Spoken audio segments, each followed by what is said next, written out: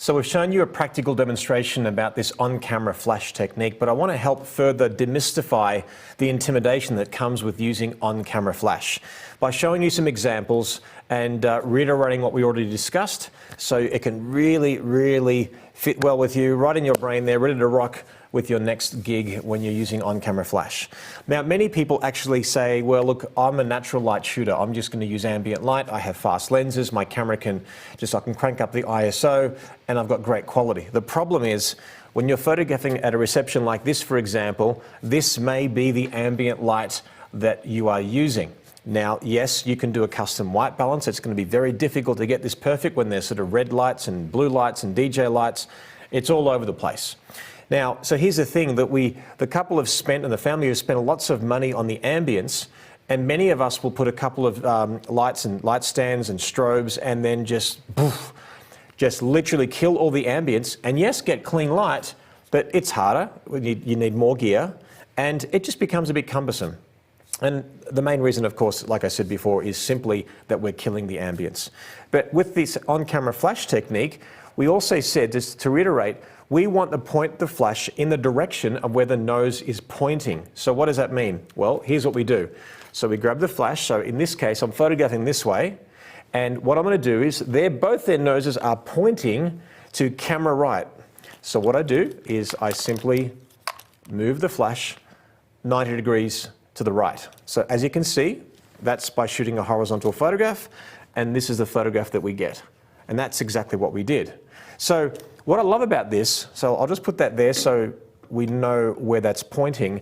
But if you look at it, I said that if two people are interacting, usually in one direction of light, one person will suffer. Now, in this case, he's not suffering per se.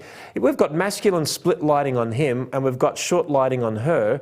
They're interacting and the light still looks good. So remember that when you're actually doing this technique, the more people you have, you've got to make sure that they're turned a certain way so the light can hit everybody. Because traditionally, if you're facing the camera with a bunch of friends, for some reason we all get in a bit of a semicircle. So they're all fanned out this way. So if you bounce the flash in this direction, it hits a wall over here and then comes back.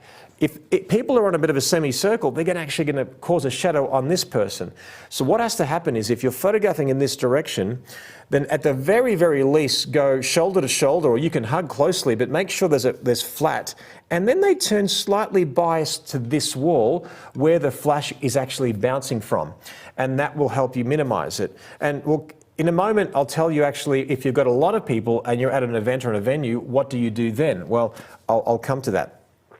Now, how did I learn these techniques? How did I actually learn to bounce a flash? Well, when I started, it's 27 years ago, as of 2020, every single photograph was taken with a flash because basically we would print our own color prints in a dark room, and the color, the flash would just clean up the light, no matter whether it was yellow or it was green or fluorescent and all those different colors.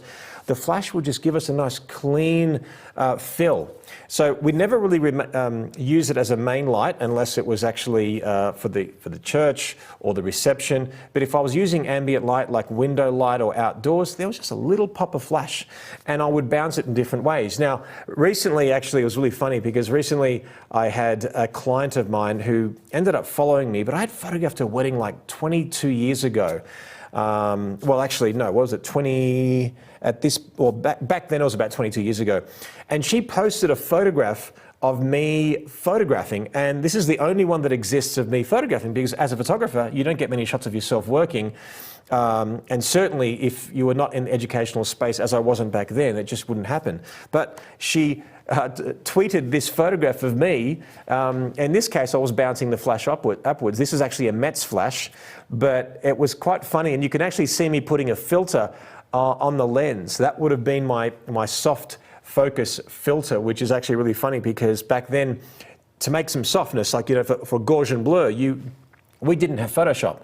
So many photographers would put Vaseline on a filter and then place that over the lens. What I would do, I was actually smart about it, that got all sticky. I put clear nail polish and then I would paint it in and then put it over the lens and then I would get this really cool, fun look. But anyway, I spent my early years learning how to bounce flash and make it not look like it. So now let's go through the examples again in this room right now and show you what we discussed practically with Lisa and Dylan, this flash technique. Now, so when we start, we will do full flash. That's basically you pointing to the subject and you're just going bang, okay? So in this case, we're photographing the actual client like this. Obviously it's a demonstration, there's no retouching here, there's nothing at all. It's purely out of the camera, but the flash is just hitting her straight. That's a rookie mistake, and I'm telling you, you may be at this point in your career. I'm telling you there's a better way, and you've already seen it, but we're about to continue to discuss it. Now, this next photograph, we tilt the flash head up 45 degrees, okay? So that's what we're doing here, okay? That's how that photograph was taken. Fine, well that's one way. Now, this next photograph is tilting up 90 degrees. It's as simple like that. And as you can see, we're starting to get shadows underneath the eyes. Usually you would get more of those shadows underneath the eyes. We often call those raccoon eyes, and obviously not very flattering. Some of us do this. We point the flash this way, we bring the card out. Most speed lights will have this system, and we point the flash 45 degrees on a bit of an angle, and this is how this next photograph was taken, okay? Exactly like that, onto her, okay? Now, this one is tilt up, card out, 90 degrees, bang, like that. That's how that was taken, all right? So we're there, fantastic, that looks okay compared to the other ones. Now, this one is tilt up, angle right, 45 degrees. So if you can see that close-up camera there like this, and that was there. Now we're starting to get a bit of modeling on the face. You can actually see that beautiful loop lighting, and there's a bit of dimension there. It's actually starting to look pretty good. All right, now this one is tilt up, angle left, 45 degrees. Okay, so we're basically doing that for her. Now this one is tilting back 45 degrees. And you might say that's really silly because you're pointing the flash away from the client. Well, you have to remember that the flash is not the light source. The flash is not the light source. It's where you're bouncing it off. So this is a small light source. If you're bouncing it off a wall, now it becomes a very large light source and it works well. Now, let me show you and explain my technique again. Here's what we do. We bounce the flash 90 degrees in the direction of where the nose is pointing of the person that you want to feature. In this case, now she's facing us perfectly. But now, if she turns her face our camera right, or basically to her left, her nose is pointing this way. So we actually angle the flash 90 degrees in the direction of where her nose is pointing. So now, again, the speed light is not the light source. It's bouncing off the wall, ricocheting back, illuminating this side of the face. It does not hit all of that side, therefore creating a bit of a shadow. We get both eye sockets completely lit. There's beautiful depth and dimension, and life is good. Now, what happens though when you tilt up and then no angle, but 90 degrees on the other side? So if you can imagine now, this next photograph, I'm not going to bounce it in the direction of the nose is pointing. I'm going to bounce it the other way. And of course, as you probably already know, we're going to get broad lighting. And I'm not saying that's terrible, but that's not going to be as good as, of course, this direction. Let's look at the difference now again. We've got full flash, bang on right there. Poof. Deer in the headlights. This one, well, now we're making it look like a softbox, and that's all on camera. It's crazy how this works. And I'm telling you, I've shot well over 1,000 weddings, and this is the technique that I've used my whole career. I learnt it probably in the first, I'd say 6 months to a year of me photographing, after getting results back and playing with my Metz flash and how it bounces and what would be the way to go. But this was the way to go. Okay, now let's talk about this. If your subject is facing you perfectly, and then you do no tilt, no angle, 90 degrees to her left or camera right, no, what are we doing here? No, we're illuminating that way. So we're doing this. Okay, so we're bouncing off here, illuminating this side, and then we've got a shadow on this side. So we're basically split lighting her. Now again, that's not terrible, it's actually pretty good. Better than going full flash. But the minute I basically take one step to the right, her nose is pointing to the left without any change of her angle or positioning of her face. And this is what we get. So no tilt, no angle, 90 degrees to our left and her right. And that's how we do it. Again, the flash bounces off that wall, ricochets off the wall, illuminates the side of the face that's furthest away from the camera, therefore causing a shadow on this side, therefore creating the short side. It's sort of funny because we're not really shooting on the short side, we're creating the short side as we're shooting it. So to sum it up again, whenever you're at a reception venue, you're at an event space and you want to use this technique, then what you want to do is expose for the ambience first. So, and also what I do is I actually have the ambience out of focus. I want to make sure that I get the exposure that I want, and I may start with about one stop under what I want the actual ambience to end up looking like. Because of course, once I bounce the flash, it is going to fill a little bit of light, and a residual light is going to fall on the background. So you just got to test that. Once you've got that exposure, it's going to work. So don't forget that, say for example, this particular exposure is going to be something like 250 speed, could be f4, it could be 2,500 ISO, something like that. Well, there's my exposure, I'm done, because I want to be able to capture that beautiful ambience, and my exposure will probably not even change for the whole night, unless I'm playing with a wider aperture like a 1.8 and I want to do something a little bit different. But most of my shots will be that exposure, because the dance floor, for example, will be quite dark, and the perimeter, the chandeliers, little sconces on the wall will actually be that kind of exposure. And again, I might go a little bit darker than exposing for it perfectly. Now, yes, there is going to be the light source itself that is going to be blowing out. I want to expose, as in I want the exposure for the result of that light, not actually getting detail in that light source, because that's just unrealistic for what we're doing. You will never, if you're exposing for a light source, everything will go darker, and that's just not practical. Now, I want to tell you something as well, that if you're using this technique and you are trying to bounce off a glass wall, a mirror, you are going to get this. You are going to get weird sort of cut lines on the face and the shadow. You're going to get these weird shadows on the nose and all that kind of stuff. So just remember and be practical that this particular technique is not going to work with full glass or mirrors all around. What you can do is, if there's a break in the glass wall, if there's, it could be even that you put a reflector up and bounce that off all night. It could be just one table the bridal table is got a white sort of cloth over it, then great, you can actually bounce that off all night. There's always an answer. And we discussed in our practical demonstration of Lisa and Dylan, if there was a red wall or a blue wall or anything like that, then of course you just wouldn't use this technique. Could you bounce off a reflector? Could you use some kind of modifiers on there? Well, of course you can.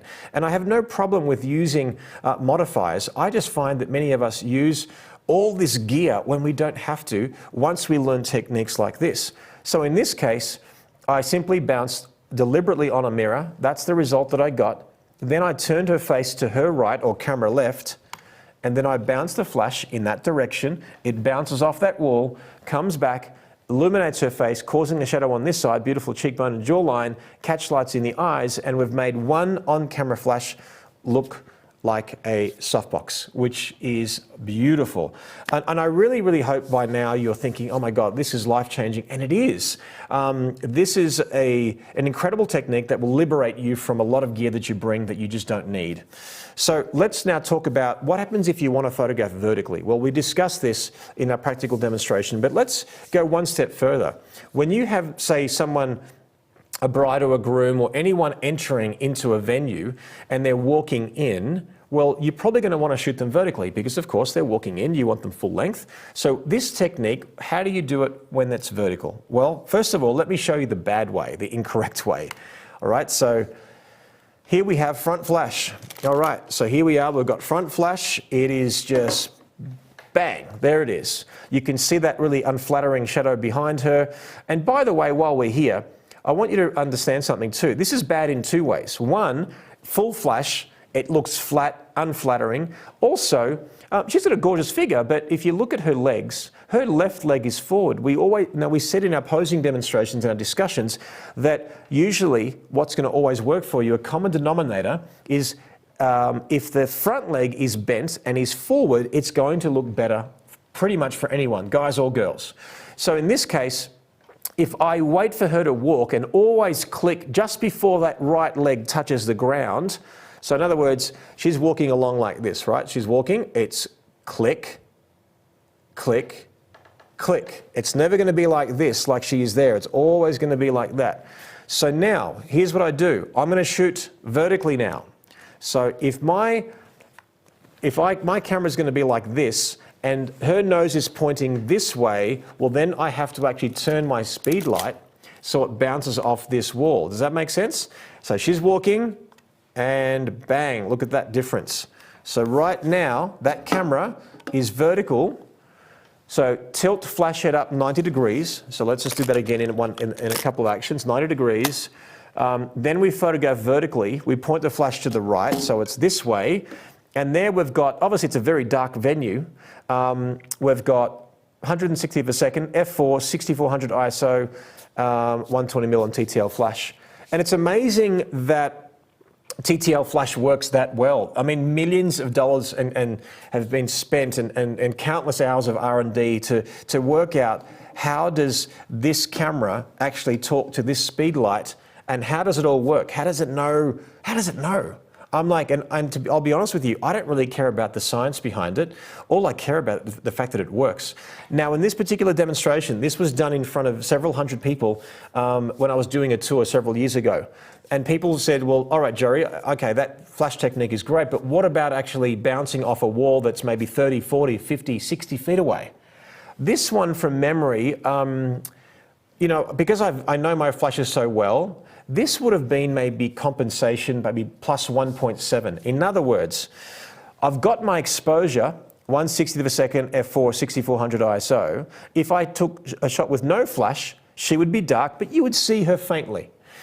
Then what I do is, because now there is no ambience here, there's nothing. I'm using this as my main light, that's it. If I use this on TTL, well, of course, if I'm bouncing off a wall 30, 40 feet away, then it's got to come back 30, 40 feet. That's 80 feet of light. Think about that for a second. Now, if I compensate, as in this is going to give me the output that the camera is suggesting, as in TTL through the lens, I want to add more power. So I compensate, and I will just press on the plus sign on my flash, and it'll be different for every speed light. And I'm like, I want 1 plus 1.7, call it units of power, above what it's actually suggesting to me, because I want to throw that light over here and throw it back and hit it here again. And it just simply works. Look at the difference between amateur and professional. And with one speed light, that's the exciting thing about it. We can be liberated of our gear. And I'm telling you, I've probably used a strobe in a reception with the light stand maybe once in my career, and I didn't even need it because I sort of didn't trust my gut. I'm like, oh, these walls, or it's so far away. And I'm like, I surprise myself every time I shoot that this actual technique works 90% of the time. And again, to reiterate, why wouldn't it work? Because you've got blue walls, red walls, green walls, you've got nothing else to bounce off, and all that kind of stuff. And of course, you can use your modifiers. You can actually have the flash off camera. You can have an assistant. Do all those things, but trust me, this will change your whole technique and liberate you of the gears we discussed. Now, let me show you a couple more examples before we wind up this part of the conversation. This is out of camera, there's no retouching. Here's a guy doing a speech, the best man. It's full flash, there it is. Full flash, bang. This is simply straight on. And I did not do this deliberately per se. I did it deliberately for teaching purposes because I nailed the shot that I want.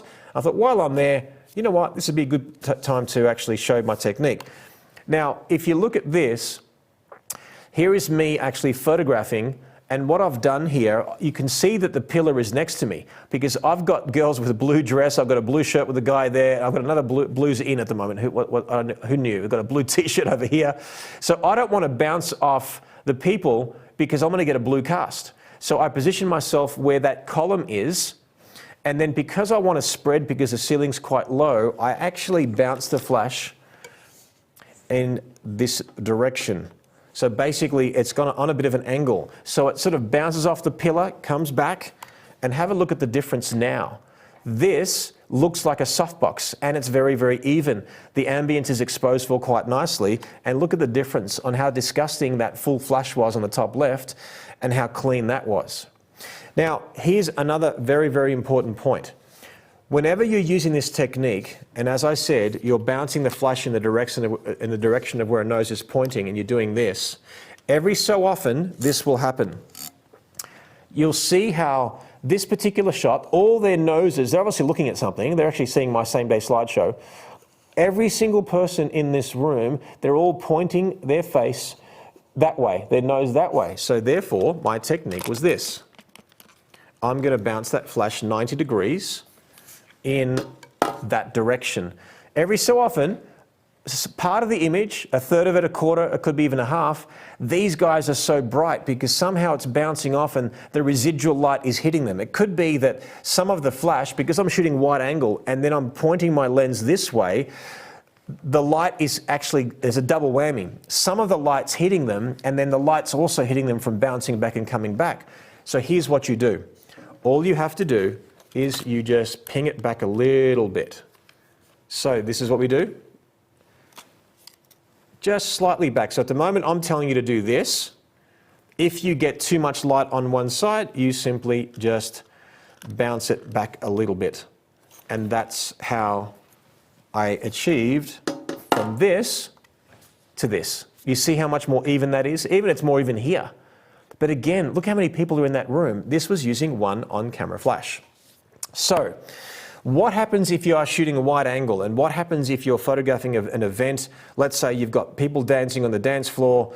Well, yeah, this might not work because you've got too many people casting a shadow on the person next to them, and then that might be an issue. So how did I get this with one on-camera flash? Well, here's what I did. I simply pointed back like this, and I bounced it back this way. Sometimes it's 45 degrees. It's in a way where it's going to be above my head. All right, so it's going to not hit my head. It'll be bouncing back, bang, and then flooding what's in front of me. So that is how I photograph that image and also that image. But again, when I start narrowing down the amount of people that I'm photographing, in this case I've only got the bride and the groom, I'm focusing on the bride giggling at the groom. Well, as you can see, I've got the short side on both of them there, which basically means that I bounce the flash in the direction of where the nose of the bride is pointing, and that's what I did just there.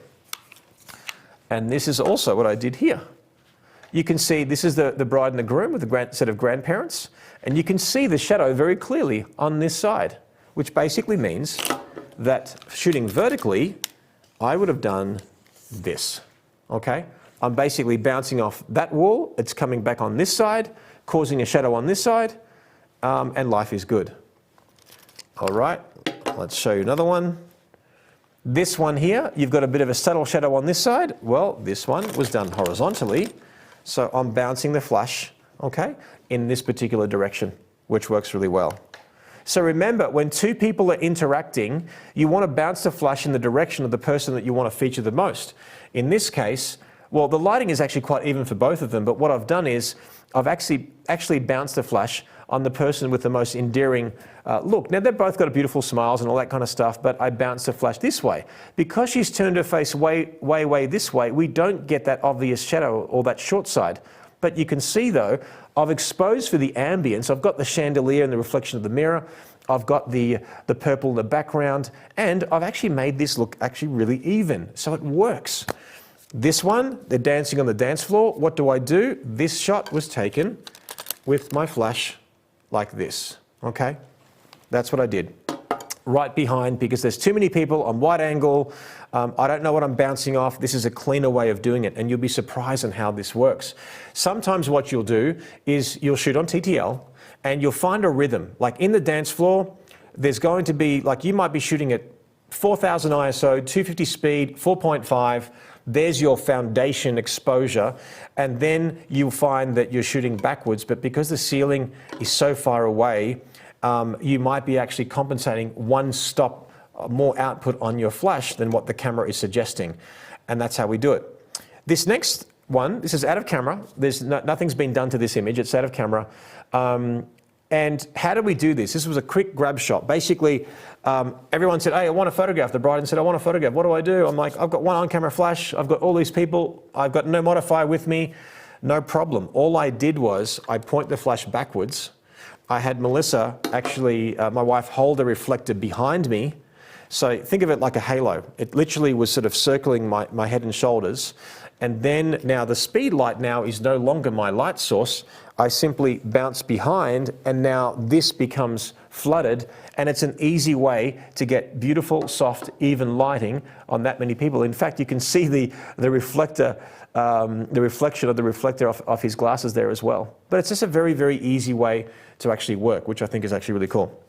Now, don't forget, sometimes you will have natural reflectors in your environment. So in this case, the bride and groom cutting the cake.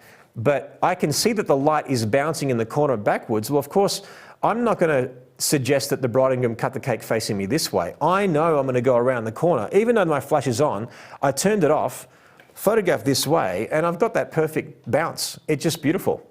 And I exposed for the ambience. Luckily, the light on them also was the correct exposure to maintain my ambience in the background. While I was there and while I'm here, I thought, wait a second, if I can shoot this way, well, that's a boring photograph, but I can expose for that light, and then all of a sudden I've got a really cool effect in this particular environment. So what a journey we've been on in talking about literally what has been told by many people to me is what a life-changing on-camera flash technique that you are sharing. And it really is. You often go to a reception and spend maybe 20 minutes trying to work out your strobes and your flashes and everything like that, and you could get good results. And I'm saying, that's fine. But one, it's cumbersome. It takes more time, more money, more energy to do that. And I just feel like if you can get these results with one on-camera flash, and it's easy, and maintain the ambience that families have spent tens of thousands of dollars on, why wouldn't you? To remind you, here is an amateur approach, full flash, beautiful girl in bad light, not so beautiful, so to speak, compared to us doing this. Her nose is pointing that way.